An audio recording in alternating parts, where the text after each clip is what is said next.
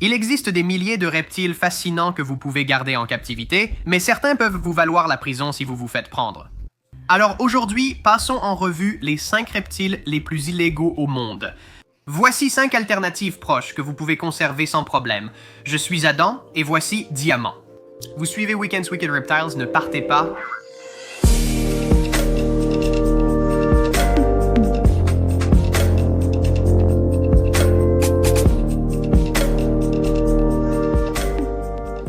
J'ai déjà fait des vidéos similaires, mais cette fois-ci, il y a 2 choses que je vais faire très différemment. Premièrement, je vais vous parler de l'équivalent légal de tous ces reptiles illégaux et je vais simplement clarifier ce que j'entends par illégal.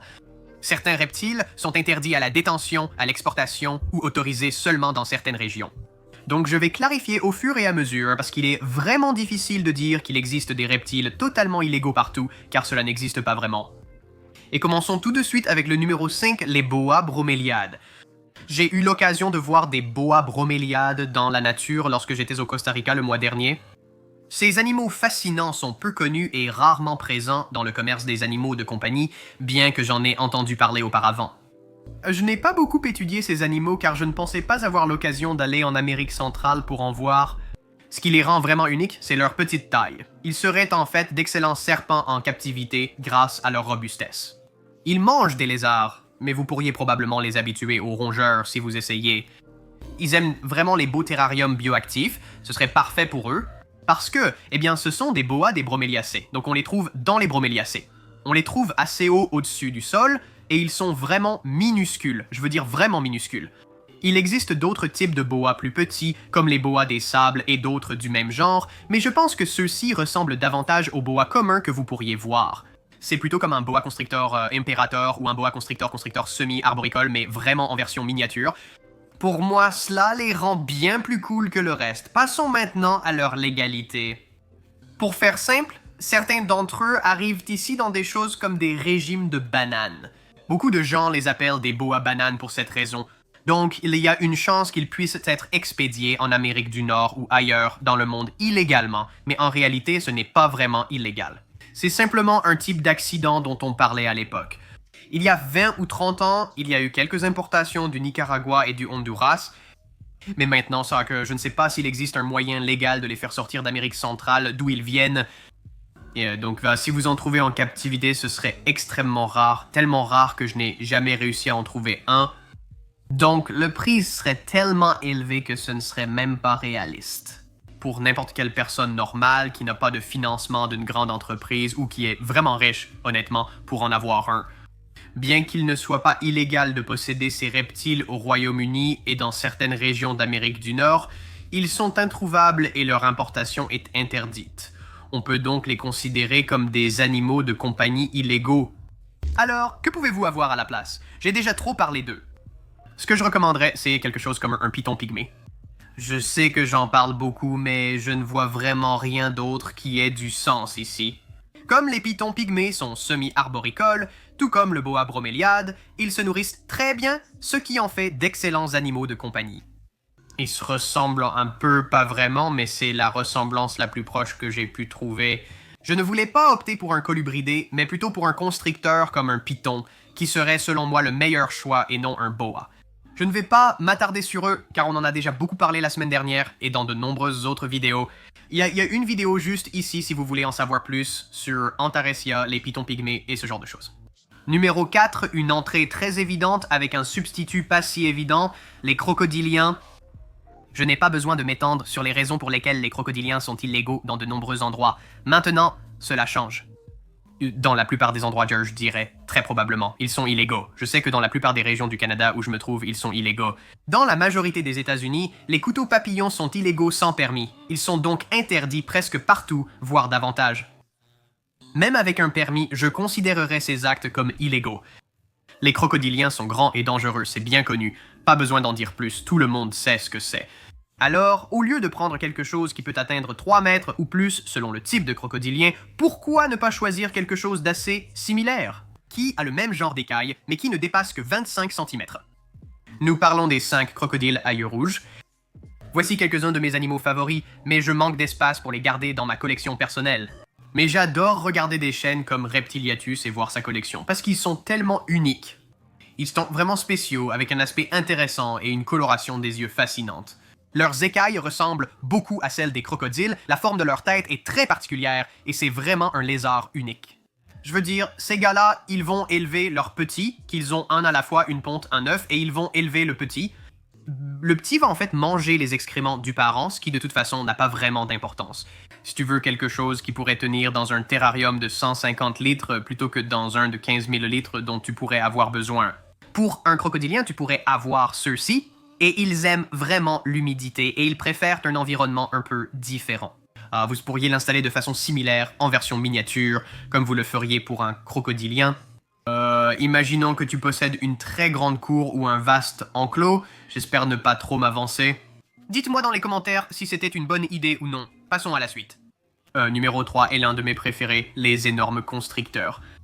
On parle de beaucoup de choses, cela dépend de ce que tu veux dire par énorme constricteur. Et selon moi, les pitons réticulés birman, de roche africain et même de très grands bois constricteurs impérateurs ou bois constricteurs font partie de cette catégorie. Ce que j'essaye de dire ici, c'est que cela dépend vraiment des espèces, comme les boas par exemple. C'est assez subjectif et dépend de ce que vous décidez, c'est un énorme constricteur.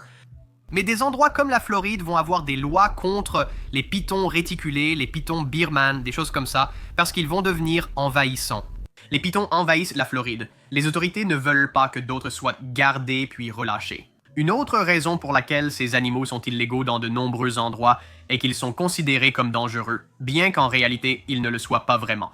Au cours des 30 dernières années, il y a eu environ 10 décès confirmés causés par de grands constricteurs. Et personnellement, je connais la plupart de ces cas, je peux en retrouver la plupart et je savais déjà lesquels c'était quand j'ai vérifié le chiffre. La plupart de ces incidents sont causés par de la négligence. Ces animaux ne sont pas vraiment dangereux si on sait ce qu'on fait, si on a un minimum de bon sens. Une vidéo que j'ai réalisée explique précisément ce que je veux dire par là. Quant à la légalité, certains endroits vont dire que vous ne pouvez pas posséder un serpent dépassant une certaine longueur. Beaucoup de ces lois parlent de 2 mètres ou 3 mètres, celles-ci sont assez simples. Donc 6 pieds, 9 pieds, ce genre de choses, 10 pieds, ce qui, je veux dire, a du sens que tout ce qui dépasse 10 pieds, vous devriez avoir une autre personne dans la maison et éventuellement un permis. Mon avis n'a pas d'importance, je vous donne juste les faits ici.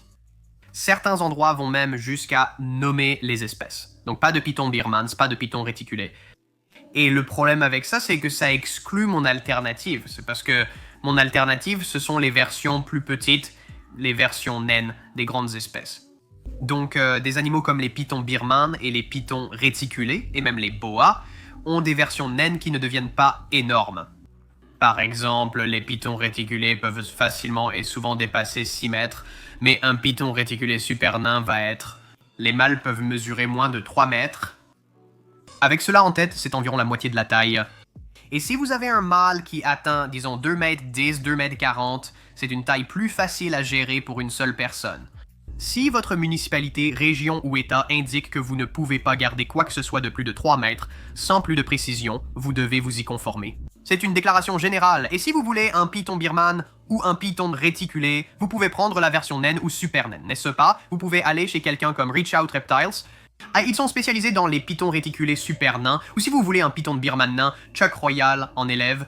Il existe donc de nombreux lieux différents à visiter. Si votre municipalité, ville ou État interdit une race spécifique de chien, comme le birman par exemple, il faut respecter cette règle. Votre meilleure option pourrait être d'obtenir un boa nain. Vous pouvez trouver des boas de l'île Hog qui mesurent environ 1,20 mètres à 1,50 mètres. Ils peuvent parfois devenir un peu plus grands, ce n'est pas fort, mais vous avez ces options et c'est aussi une excellente option si vous vouliez quelque chose comme une anaconda. Les anacondas verts et jaunes sont de grande taille et sont interdits dans de nombreux endroits. Donc si vous voulez un boisé, quelque chose de la famille des boas qui n'est pas illégal, vous aurez probablement plus de chances de trouver une espèce de boa qui n'est pas interdite par vos lois ou règlements. Et ils sont plus faciles à gérer parce que, je veux dire, un anaconda vert, peu importe comment on le voit, c'est le serpent au corps le plus lourd du monde. Ils deviennent énormes. Donc, si vous vouliez quelque chose comme même un boa constrictor imperator ordinaire, celui-là pourrait atteindre 8 pieds. Un boa constrictor ordinaire est plus large, un boa commun qui pourrait atteindre 6 à 8 pieds, peut-être 10 pieds. C'est plus raisonnable et ils passeront du temps dans l'eau si vous leur en donnez, étant semi-arboricoles. Donc à mon avis, voilà, c'est ça, c'est mon avis là-dessus. Numéro 2, oh, on doit gâcher la liste avec un amphibien. Les Hellbenders. Donc un Hellbender est un type de salamandre. C'est la plus grande salamandre des États-Unis, et c'est là-bas que vous allez les trouver, dans certaines régions des États-Unis. Ce cas est particulier car il existe plusieurs espèces ou sous-espèces selon la classification choisie. Donc par exemple, les cryptobranches orientaux sont considérés comme non menacés, ou en tout cas, ils ne sont pas en danger. En somme, ils sont quasiment en danger ou menacés. Alors que le cryptobranche des Ozarks, lui, est en danger. Il a même été officiellement classé comme étant en danger. Dans la nature, il est interdit de toucher, d'exporter, de déplacer ou de retirer ces animaux de leur habitat naturel, que ce soit au sein d'un même état ou entre différents états. Donc il va être difficile de les conserver. Donc ça dépend tout simplement. Et dans certains états et dans certaines villes, les Hellbenders en général sont complètement illégaux à posséder, à échanger, à vendre ou quoi que ce soit. Ces lois m'ont toujours semblé un peu bizarres. C'est comme ça ici. Avec les cigarettes, si tu as plus de 19 ans, tu peux en acheter. En dessous de cet âge, tu peux en fumer, mais pas en acheter ni en vendre. C'est la même chose avec ces salamandres. On peut t'en posséder, mais pas en acheter ni en vendre. Il faut frotter une lanterne pour qu'un génie en sorte et exauce ton vœu d'avoir un Hellbender. C'est la seule façon, je crois. Mais quoi qu'il en soit, ce que j'essaye de dire, c'est que dans beaucoup d'endroits, il sera difficile de les garder légalement. Ou même d'en trouver, car ils sont assez chers et difficiles à dénicher dans de nombreuses régions. Ils atteignent une taille comprise entre 30 et 74 cm la plupart, mesurant entre 30 et 38 cm. Mais quand même, c'est la quatrième plus grande salamandre. Une salamandre vraiment aquatique au monde. Et en remplacement, j'allais dire axolotl, mais bon, là on force un peu. Je vais aborder un sujet inédit sur la chaîne. Les chiens de boue sont des animaux de compagnie faciles à vivre malgré leur nom peu flatteur. Et j'ai parlé à certaines personnes qui en ont réellement, ce qui m'a fait penser à cela au départ. Je vous recommanderais de faire beaucoup de recherches par vous-même, je ne veux pas entrer trop dans les détails ici. Cette vidéo top 5 présente les chiots de boue, qui sont vraiment cool. Ce n'est pas un guide d'entretien. C'est un type d'animal très intéressant, vous les avez sûrement vus partout dans des documentaires, ou si vous vivez aux États-Unis, vous les avez probablement aussi vus là-bas, simplement dans la nature. Mais selon moi, ce serait une meilleure option. Si vous cherchez quelque chose comme un Hellbender en première position, c'est quelque chose sur lequel je vais probablement recevoir des critiques. Mais vous le saviez, il fallait qu'il soit sur la liste. Dragon's Komodo. Maintenant. Celui-ci est étrange parce qu'il existe des témoignages ou des vidéos YouTube de personnes qui en possèdent dans des collections privées. À quel point c'est authentique, ça me dépasse.